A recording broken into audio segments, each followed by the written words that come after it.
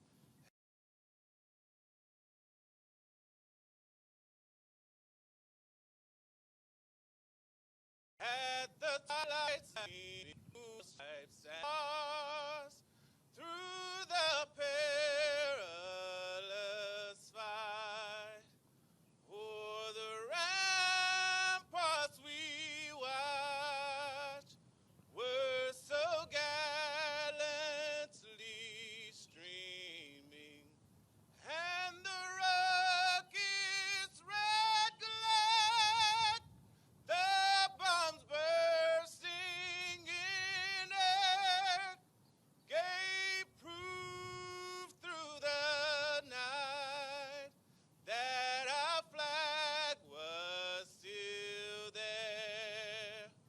Oh, say does that star-spangled banner yet wave o'er the land of the free and the home of the brave.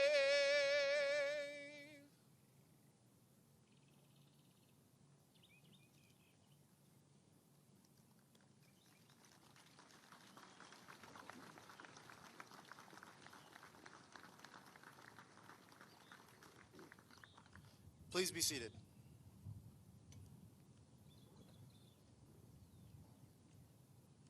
Joining us today from the USACE Command Team are Major General and Mrs. Michael C. McCurry, Commanding General, United States Army Aviation Center of Excellence. Mr. and Mrs. Robert C. Dewar, Deputy to the Commanding General. Brigadier General Matthew Strub, Deputy Commanding General, Army National Guard for Aviation. Chief Warrant Officer 5 and Mrs. Michael L. Lewis, Chief Warrant Officer of the Aviation Branch. And Command Sergeant Major and Mrs. James D. Wilson, Command Sergeant Major of the Aviation Branch. Distinguished guests in attendance today are General Gary Brito, Commanding General, United States Army Training and Doctrine Command. The Honorable Mark Blankenship, Mayor of Ozark. The Honorable William Cooper, Mayor of Enterprise. The Honorable David Hayes, Mayor of Geneva. The Honorable Jamie Staten, Mayor of Daleville. The Honorable Mark Saliba, Mayor of Dothan. The Honorable Bobby Borland, Mayor of Pinkard. Senator Josh Carnley, Alabama Senator of District 31. Lieutenant General Retired and Mrs. Danielle Pedrosky. Mr. Michael Schmitz, Civilian Aide to the Secretary of the Army. Mr. John Ferguson, Regional Director for Senator Tommy Tuberfield. Mrs. Melanie Hill, District Staffer for Senator Katie Britt and her husband, Mr. Walter Hill. Ms. Dana McCain, State Director for Senator Katie Britt. Major General Michael Talley, Commanding General, United States Army Medical Center of Excellence. Command Sergeant Major Victor Laragione, Command Sergeant Major, United States Army Medical Center of Excellence. Major General Retired Dick Kenyon. Brigadier General Gene Meredith, Commanding General, Combat Readiness Center. Command Sergeant Major James L. Light, Command Sergeant Major, Combat Readiness Center. Brigadier General Retired and Mrs. Edward Sinclair. Brigadier General Retired and Mrs. Timothy Edens. Distinguished family of Chief Warrant Officer 4 Novosel include daughter and son-in-law, Mr. and Mrs. Ronald Clevenger. Daughter, Miss Janine Vineyard. Son and daughter-in-law, Mr. and Mrs. John Novosel. Grandchildren, Mr. Cody Vineyard and his wife, Mrs. Jessica Vineyard. Mr. Michael Vineyard and his wife, Mrs. Katie Vineyard. And great-grandchildren, Paisley Vineyard, Declan Vineyard, and Finley Vineyard.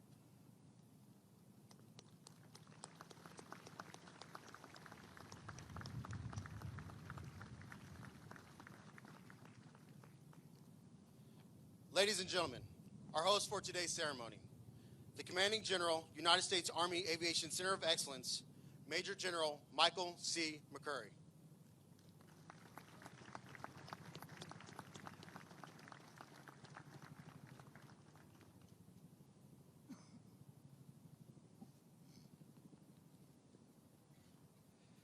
Good morning, everyone.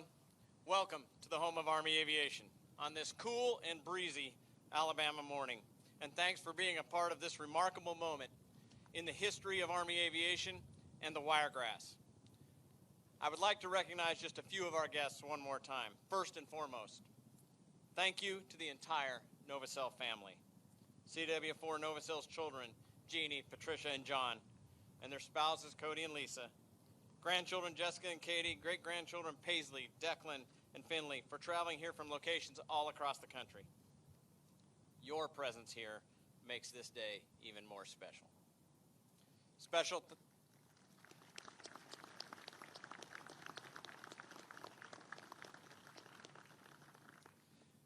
thanks to the Garrison Command Team and the 41st Army Band from the Mississippi Army National Guard, lending some pomp and circumstance to this ceremony.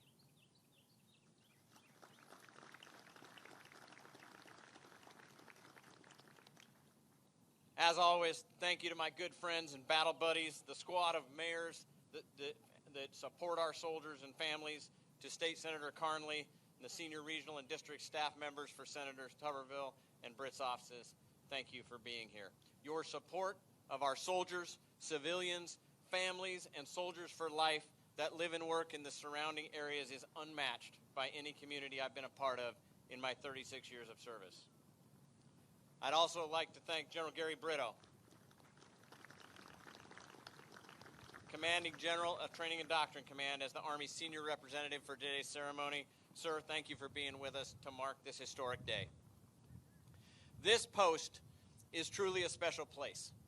It is the place where soldiers who dream of flying make their dreams come true. It is also where we make lifelong friends on and off the post, and where we create memories. That's why the guards at the gates always greet you with a warm southern welcome home. The history of this post and the memories made here since the 22nd of January 1942, when the Ozark Triangular Division Camp began, are indelible in our minds. A post that started with a contract to build 1,500 buildings in 120 days and was completed in 106, has repeatedly adapted and changed in both name and function. It officially became Camp Rucker in June of 1942 while housing the 81st Wildcat Division. It housed German and Italian POWs in World War II and the 47th Division during the Korean War era. It even briefly inactivated for a few months in 1954, before the Army moved the aviation school from Fort Sill, Oklahoma, and it was renamed Fort Rucker on the 26th of October, 1955. This place holds a special significance to aviation soldiers and families that have trained here, served here, and lived here. That is not more true for any family than the McCurrys. As 3 consecutive generations have trained here, this installation always feels like home to us. As the son of an Army aviator, I attended Fort Rucker Primary in the mid-1970s, swam in the Officers Club pool, watched my father's flyover on the parade field, and vividly remember eating soft ice cream at Shoney's and Enterprise. My wife, Sadie, whose father also trained here, will always be attached to Fort Rucker since it's printed on her birth certificate from Lister Army Hospital. Although, out of an acute sense of self-preservation, I will decline to mention the year. I attended flight school here myself, trained by instructor pilots who, like CW4 Michael Novosel, had flown over the jungles of Vietnam. Both my daughter and son-in-law went to flight school here, and I was able to be the guest speaker at graduation. So it is not lost on me that I will be the last senior commander of Fort Rucker. However, this post is more than a name. It's a community where Americans from all over the country come to become aviation soldiers, warrant officers, and aviators, and all are accepted by the welcoming people of the Wiregrass. The bonds between the Army and the surrounding community are strong, and the relationship we have strengthens each and every day. It's a partnership of love between the people of the Wiregrass and those on this post. A common love for country, the love you show our soldiers and families, and the love that grows in our hearts for you. Today, we recommit ourselves to defending our nation together and continuing to strengthen that bond. Here on post, we'll continue to fly and train with approximately 5 brigades of aircraft, flying 1/3 of the flight hours in the entire Army. On the base and surrounding area, we will continue to operate 90 airfields and training sites, all possible because of the local residents of the Wiregrass. Over 25,000 of us live, work, and recreate side by side on this post every day. And together, we bring just over $1.5 billion annually to the community. This week, we will celebrate the 40th anniversary of Army Aviation as a separate branch of the combat arms. Officially designated so by Secretary of the Army John O. Marsh on 12 April 1983. We also celebrate the 50th anniversary of the end of the Vietnam War. On January 27, 1973, the Paris Peace Accords were signed. Would all Vietnam veterans please stand so that we can recognize and thank you for your service.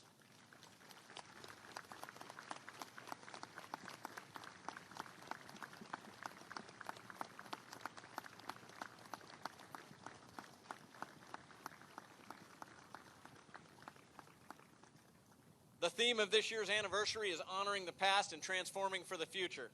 Army aviation traces its roots to Thaddeus Lowe during the Civil War, where we first broke friction with the ground with balloons used for reconnaissance and artillery spotting. Balloons like the Intrepid, which is now the call sign of the Aviation Center headquarters. Just like the post, Army Aviation evolved and transformed to support the soldier on the ground. In World Wars I, II, and Korea, commanders were able to see the battlefield from another dimension, strike targets with improved accuracy, move critical supplies, evacuate the wounded, and extend command and control. We saw this grow again in Vietnam, America's first helicopter war, where at Fort Rucker, you helped train more than 40,000 helicopter pilots from 1961 to 1975. And 2 of those pilots that flew here were named Novosel. After Vietnam, we adapted once again to ensure the Army was ready to fight and win on the next battlefield as we transitioned to air-land battle under Army aviation legends like Major General Carl McNair, the founding father of the branch, after whom we will name the headquarters later this week.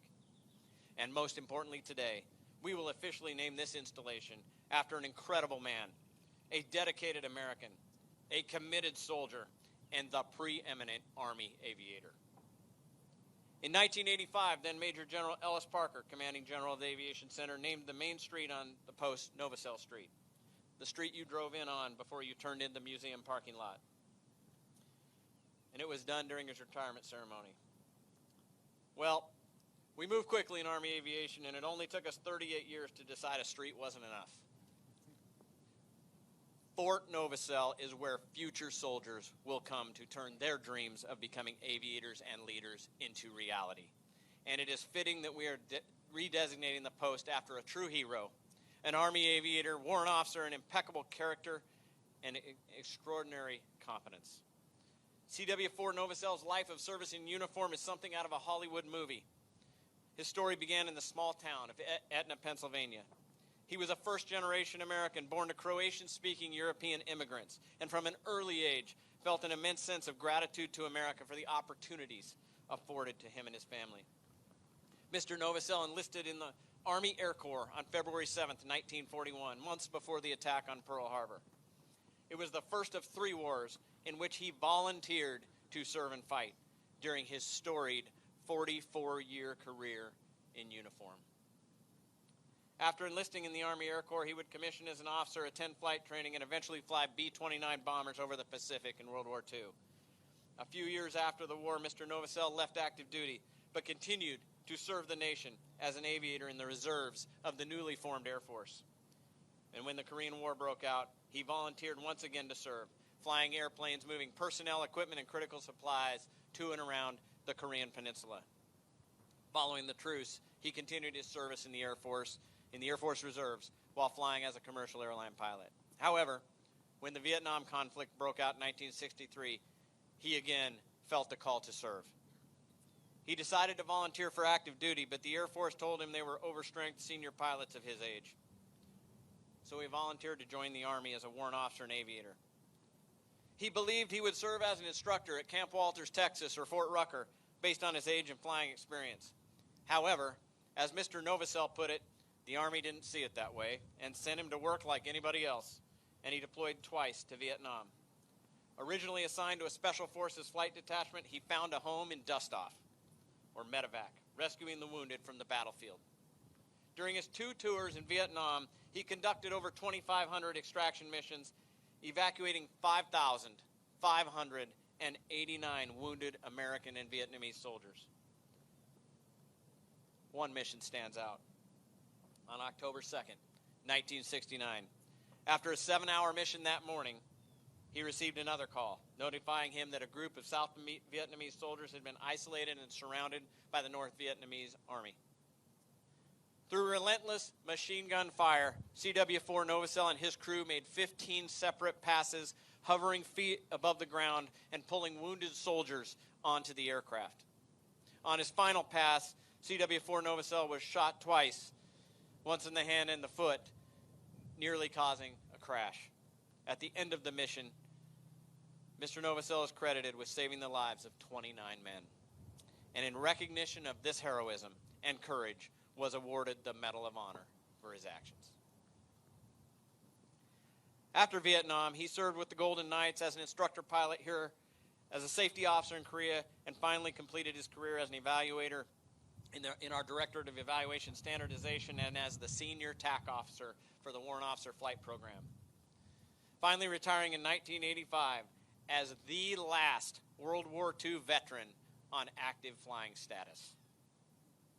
By the end of his 4-decade military career, Mr. Novosel had impacted countless lives, voluntarily served in 3 wars, was awarded the Medal of Honor, 3 Distinguished Flying Crosses, 2 Bronze Stars, Purple Hearts, numerous air medals, including for valor, and was inducted into the Army Aviation Hall of Fame in 1975. Truly a story for the silver screen. But CW4 Novosel's character and who he was to his family and the community is what make him truly remarkable. Following his retirement, Mr. Novosel remained active in the Wiregrass, living right here in Enterprise. When asked about his service, the first thing he would say he was most proud of was flying medevac with his son, CW4 Michael Novosel Jr. in Vietnam, the only father and son team to fly together in combat. He was also extremely proud of the impact Jeannie, Patty, and John had made on their families and their local communities and country. I heard him briefly once as he mentored on the post in the 80s, and he had a timely and great sense of humor. And sir, if you'll indulge me, former Aviation Branch Chief Lieutenant General Dan Petrosky served 3 separate assignments with him. General Petrosky said of Mr. Novosel that he truly was dedicated to Army aviation throughout his entire life, as demonstrated by his consistent support for Fort Rucker up until his death. General Petrosky recalls Mr. Novosel once gave him a check ride at Hunter Army Airfield. Later, when Major General Petrosky was the CG here at Fort Rucker, he would always acknowledge Mr. Novosel during events as a true hero and ask him to stand to be recognized. Mr. Novosel would then stand. The crowd would always respond with a loud and long applause. General Petrosky would then say in a joking manner, "Okay, that's enough. Mike gave me a C on that check ride." Mr. Novosel never said a word. And then the last time at General Petrosky's retirement, he recognized CW4 Novosel in his remarks, and after retelling the check ride story, this time Mr. Novosel said, "And the C was a gift." Like you, the crowd erupted with laughter. So while the jury's still out on General Petrosky's performance on that flight eval, what is certain is that Mr. Novosel had a great sense of humor and was adored by those in uniform and this community. While we could be here all day recounting the people, units, and communities Mr. Novosel influenced on over his 83 years on this earth, I will leave you with this. The relationship between this post and the community will continue to grow. And from this day forward, CW4 Novosel's name will be the first thing our soldiers and aspiring aviators see when they drive onto this post. And his name will be the last thing they see when they're handed their graduation certificate and leave to serve our nation and uphold the sacred trust with the soldier on the ground. His legacy of service and patriotism is a spark to those in uniform striving to be all they can be. He will inspire those in the surrounding community to take up the challenge and serve as part of the Army. As the son of immigrants that rose to be a legend of Army aviation, his story is the American dream. It proves that we can achieve greatness with hard work and dedication if we seize the endless possibilities provided by serving in the Army. Mr. Novosel was a proud father, husband, Medal of Honor recipient, and the very definition of an American serving his nation. And from today forward, his name will be synonymous with Army aviation. Be all you can be. Fly Army above the best.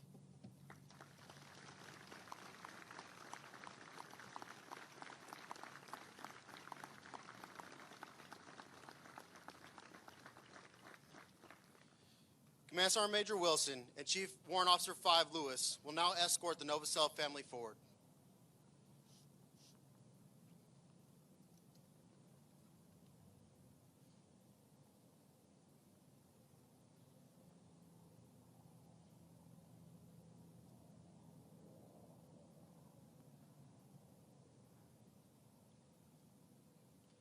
Please direct your attention to the screen on the field, where you will witness the unveiling of the Fort Novosel Monument by 2 master aviators. Chief Warrant Officer 5, Michael A. Main, 1st Aviation Brigade Command Chief Warrant Officer, and Chief Warrant Officer 5, Robert E. Macy, 110th Aviation Brigade Command Chief Warrant Officer. These aviators represent the professionalism of our force and honor the legacy of Chief Warrant Officer 4, Michael Novosel. The switch being used to unveil the Fort Novosel monuments at all post entrances is a UH-1 cyclic stick, like the one used by Chief Warrant Officer 4 Michael Novosel and other Army aviators during Vietnam. Please join us as we count down from 5 for the unveiling. 5, 4, 3, 2, 1.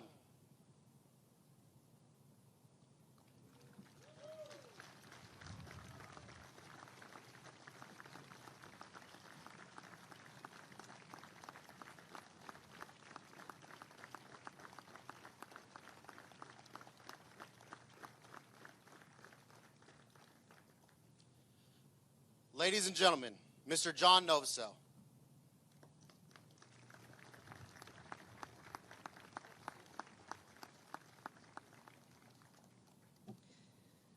Wow, so that just happened. Well, good morning, friends of Fort Novosel. I'm still in shock and awe at saying that out loud, even after just finishing this redesignation ceremony a few short moments ago. I know if my father were here today, he would be humbled and honored that his name was associated with the Home of Army Aviation and the surrounding community, which he cherished so much. My father was a patriot all his life, and his sense of dedication and obligation to the service of our country began early as a son of Croatian immigrants, born in 1922. That's over a century ago. A quick comment, his first language was Croatian. He had to learn English, I guess, playing with kids. Who knows? He didn't tell us. Anyway, he dedicated his professional life to aviation, and many of his most notable achievements and milestones were as military aviator. My father's career began 82 years ago in the Army Air Corps, flying multiple aircraft, ultimately ending the war flying the B-29. Later, his career transitioned into the enemy, into the newly formed Air Force. I said enemy, didn't I? I didn't mean that. Well, anyway, after retiring from the Air Force Reserves in 1955, he flew as a commercial airline pilot until he felt the call to service in the initial days of Vietnam.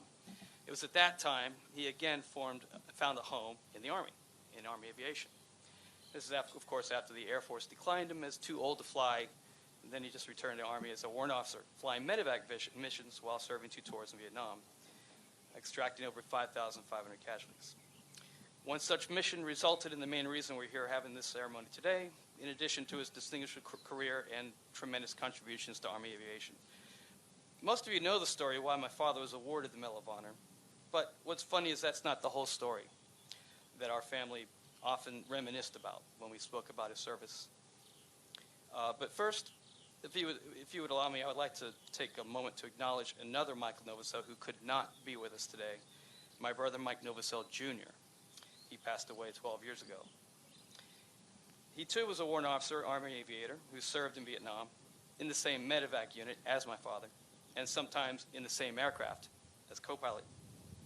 His contribution in that unit resulted in approximately 2,500 medevac extractions, with credit due to my father's exemplary leadership while serving as a master Army aviator. My father used to joke about when he extracted my brother during their tour together in Vietnam. For those of you that don't know, both my father and brother, Mike Jr., they evacuated each other after they were each shot down on 2 separate occasions, just days apart. My father told us how he flew out to rescue my brother. He hovered his aircraft right above where he was waiting, enabling my brother to just climb on board the aircraft directly. But as luck would have it, perhaps 2 weeks later, my father was shot down. And my brother was sent out to rescue him, to return the favor, so to speak. But when my brother arrived, he landed some distance away, and my father had to wade through a rice paddy in order to climb on board my brother's helicopter covered in mud. But still, it's always good to be rescued. It's always a good story. Anyway, after my father's second and final tour of Vietnam, he went on to serve with the Golden Knights at Fort Bragg as an instructor pilot here at Fort Rucker, as a safety officer in Korea, and finally completing his career as an evaluator, DES, and once again teaching Army aviators back at the Home of Army Aviation. While the length and achievements of his service in Army aviation is remarkable in its own right, his impact to the United States Army the Aviation Center of Excellence, and the Wiregrass are equally noteworthy. After he took off the uniform of our nation, my father continued to serve long into his retirement. He stayed connected to this post and the local community by sharing his story with generations of aviators training here. This genuine connection was steadfast, evident by being invited several times each year to speak to soldiers, community members, and attend events as distinguished guest throughout the United States and even in Europe, until his health declined and it made it impossible in 2006. This is why it is fitting that his Medal of Honor, which he his Medal of Honor, which he proudly wore, should be permanently displayed here to continue his storied legacy and be put on display to inspire past, present, and future generations of Army aviators. So on behalf of my siblings and the entire Novosel family, we're proud to present our father's Medal of Honor to the post, now in his name, and to be preserved by the Army Aviation Museum, now and forever. Thank you. There's our medal.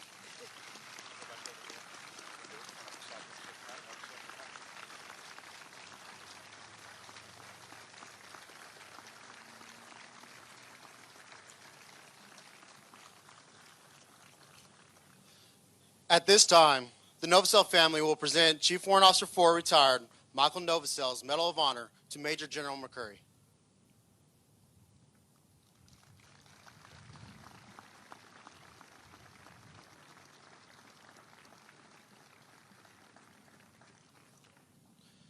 Receiving the Medal of Honor for safekeeping is Mr. Bob Mitchell, the Aviation Museum Director.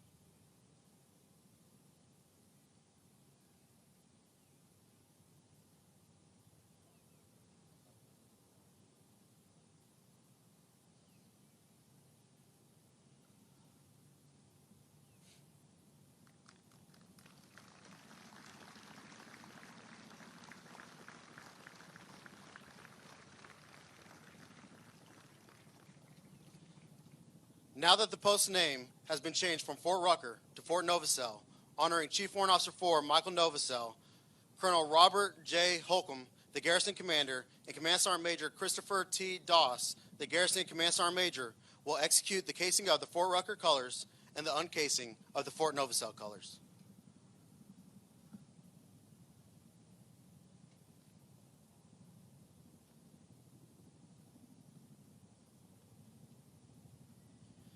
The practices and usage of military flags date back to the Revolutionary War and have evolved in the American military history ever since.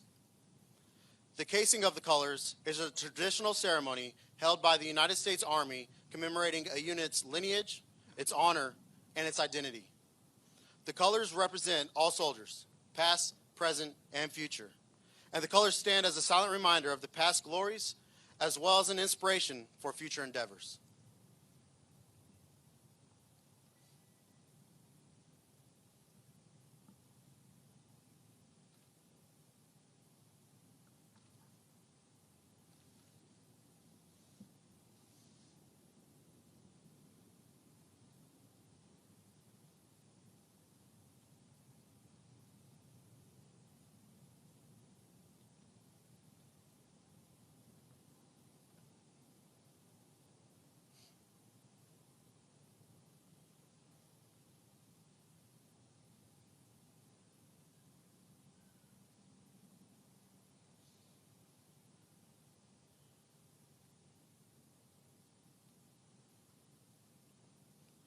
The Garrison Command Team will now uncase the Fort Novosel colors.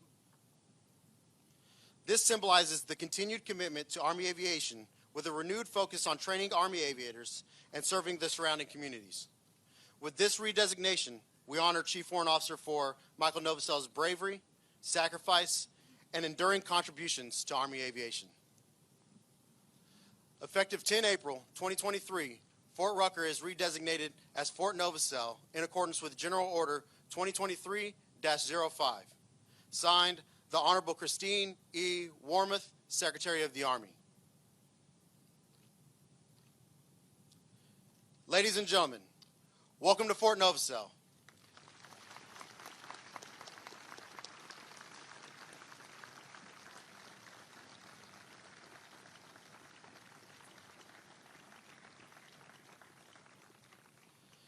Ladies and gentlemen, feel free to move out from underneath your tents and look skyward for a special tribute.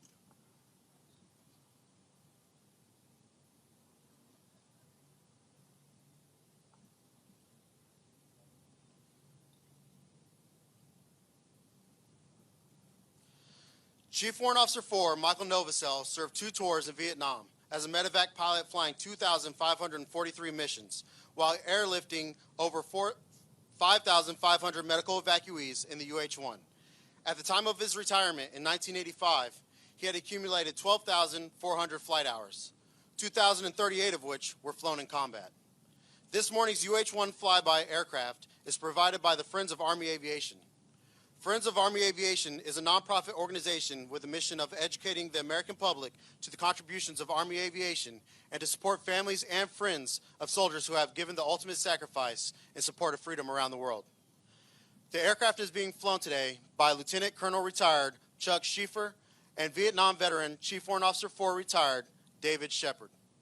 The aircraft before you, Army 16467, is painted in medevac colors to honor those who served as dust-off crew members. This aircraft is dedicated to 2 Vietnam Dust-Off Medal of Honor recipients, Major General Patrick Brady, and our honored designee, Chief Warrant Officer 4, Michael Novosel.